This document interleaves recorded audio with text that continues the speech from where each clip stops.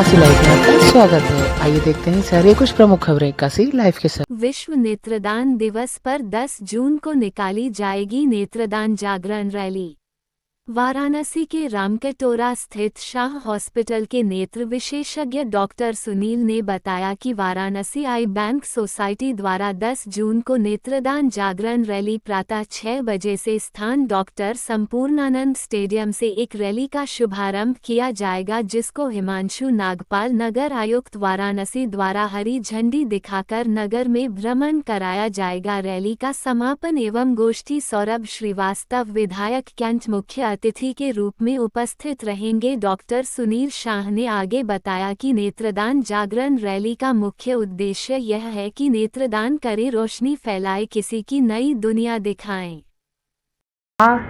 सचिव वाराणसी आई bank society, मैं doctor Sunil Kumar Shah, सचिव वाराणसी आई बैंक सोसाइटी, डायरेक्टर शाह अस्पताल एवं प्रयागराज हाईटेक आई केयर सेंटर, आप सभी काशी वासियों से जो सुबह कल हम लोग प्रोग्राम करने जा रहे हैं, विश्व नेत्रदान जन जागरण दिवस, यानी कि आज भी हमारे देश में 1 करोड़ 20 लाख लोग दृष्टिहीन हैं, जिसमें 34 लाख ऐसे लोग हैं जिनको आँखों में माड़ा है, फूली है, सफ़ेदी है, और ये संख्या प्रतिवर्ष बढ़ती जा रही है, क्योंकि आँखें दान होती हैं तो उसका सही उपयोग नहीं हो पाता है। ये आँखें दान बहुत कम होती हैं और लोग समय से पहुंच नहीं पाते हैं। इस दोनों चीज़ों को ठीक करने के लिए हम लोगों ने कल एक प्रोग्राम रखा है, जो सिगरा स्टेडियम का नया परिसर बना है, जिसको संपूर्णानंद स्टेडियम बोलते हैं, जो काशी की धरोहर है। हमारे प्रिय मोदी जी ने उनको एक नया रूप दिया है। वहाँ पे हम लोग इकट्ठे होकर के माननीय हिमांशु नागपाल जी इसमें नगर आयुक्त हैं, और हमारे जो सबसे प्रिय लोकप्रिय विधायक सौरभ श्रीवास्तव जी हैं, उनके नेतृत्व में यह काम को आगे बढ़ाने के लिए संकल्पित होंगे। सौरभ श्रीवास्तव जी ने एक से अधिक बार कई साल से लगातार प्रयास किया है कि घाट पर एक होर्डिंग लगा दी जाए। कोशिश ये है कि नागपाल जी से एक होर्डिंग के बारे में भी बातचीत करेंगे, और वहाँ पे जो भी 1000-2000 लोग रहेंगे, लोग उनको इकट्ठा करेंगे कि वो नेत्रदान जन जागरण में 1919 फ़ोन पर 4 घंटे के अंदर सूचना दें, जिससे कि आँखों को 14 दिनों तक सुरक्षित रख सकें।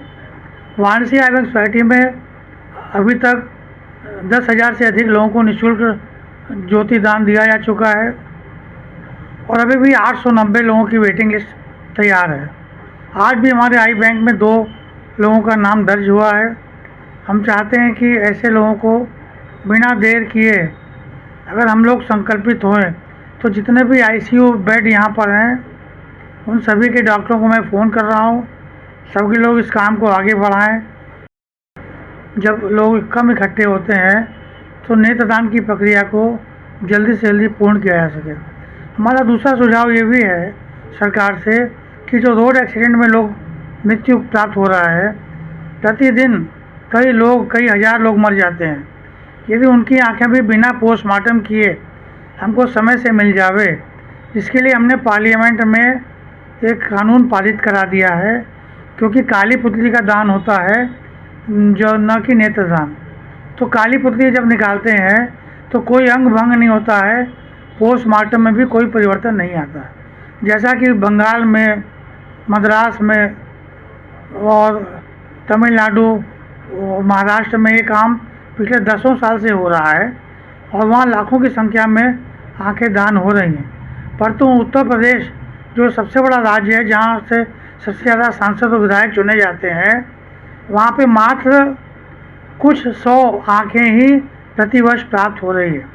हमारा यह प्रयास है कि 2000 आँखें कम से कम साल में लगाई जाएं, और 4000 आँखें कम से कम मिलें, तब हमारा जो उत्तर प्रदेश है वो उत्तम प्रदेश कहलाएगा, और तब हमारी अंधता का जो औसत है कम होगा।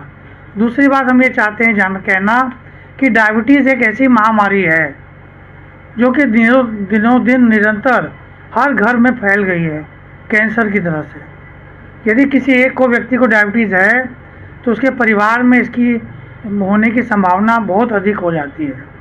तो उन सभी कारणों को हम लोगों ने मार्क किया है कि टाइप 2 डायबिटीज़ जो अडल्ट ऑनसेट डायबिटीज़ है उसको कैसे रिवर्स किया जाए।